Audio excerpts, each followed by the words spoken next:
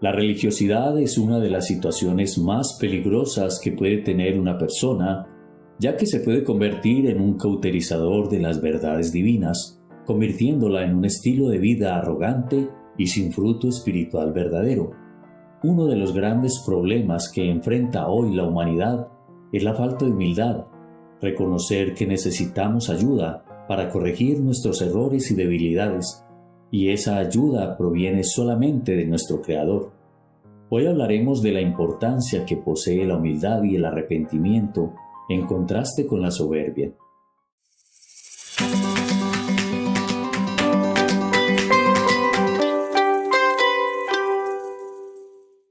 El mensaje de hoy, creciendo en humildad. En el Evangelio de San Lucas, capítulo 18, versículos 9 al 14 dice: Algunos que confiaban en sí mismos como justos y menospreciaban a los otros, dijo también esta parábola. 2 hombres subieron al templo a orar, uno era fariseo y el otro publicano. El fariseo, puesto en pie, oraba consigo mismo de esta manera: Dios, te doy gracias porque no soy como los otros hombres, ladrones, injustos, adúlteros, y ni aun como este publicano. Ayuno 2 veces a la semana, doy diezmos de todo lo que gano.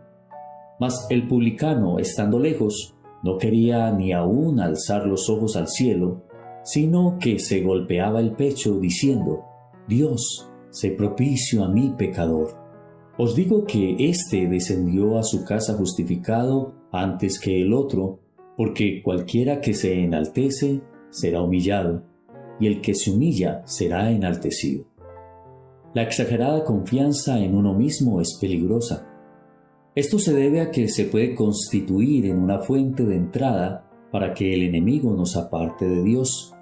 Cuando enaltecemos nuestro ego, generalmente rebajamos el de los demás. Nuestro Señor Jesús describe la forma como muchas personas se dirigen a Dios a través de oraciones arrogantes. Observamos cómo el fariseo ora con altivez, incluso dándole gracias, pero de tal manera que se glorifica a sí mismo y no a Dios. Su vanagloria es reforzada por la manera en que Jesús habla de su propia oración, diciendo: oraba consigo mismo, implicando con ello una oración que no llegaba al Creador, y muestra una completa altivez al decir: te doy gracias porque no soy como los otros, implícitamente ilustrando que los logros de su vida los había obtenido a través de sus propios méritos o capacidades, desligando el poder del Espíritu Santo, que es quien da fuerza para cambiar y transformar una vida. Y esto ocurre muchas veces aún en personas que dicen haber recibido a Cristo como su Salvador y Señor, olvidándose que es su Santo Espíritu el que viene a guiar su vida. Pero lo peor de esta situación es que comenzamos a vernos mejores que los demás.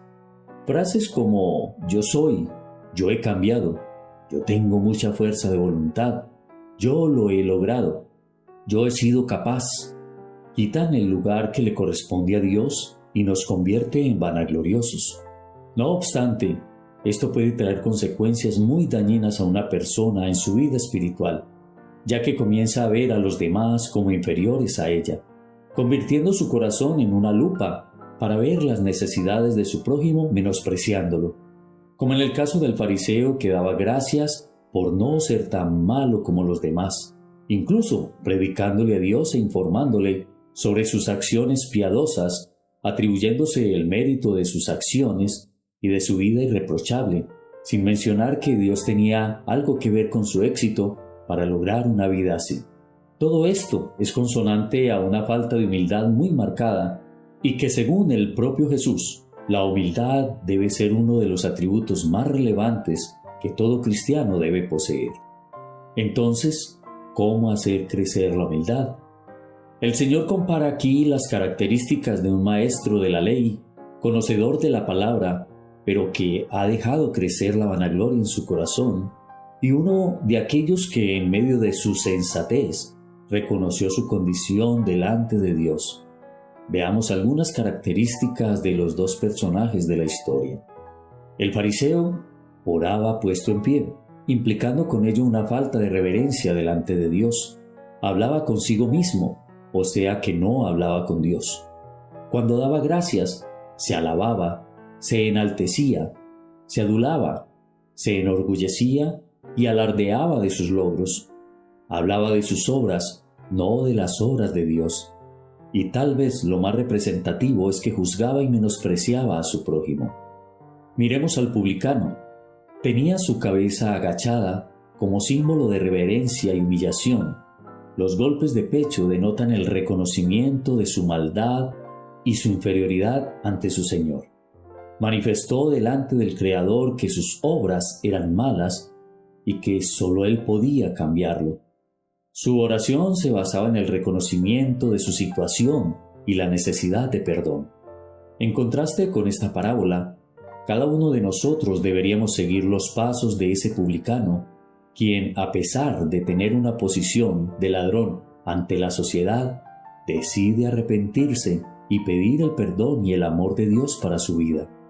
Asimismo, debemos reconocer que necesitamos de esa misericordia y fidelidad que Él tiene por los humildes, pues Dios, al corazón contrito y humillado, no despreciará.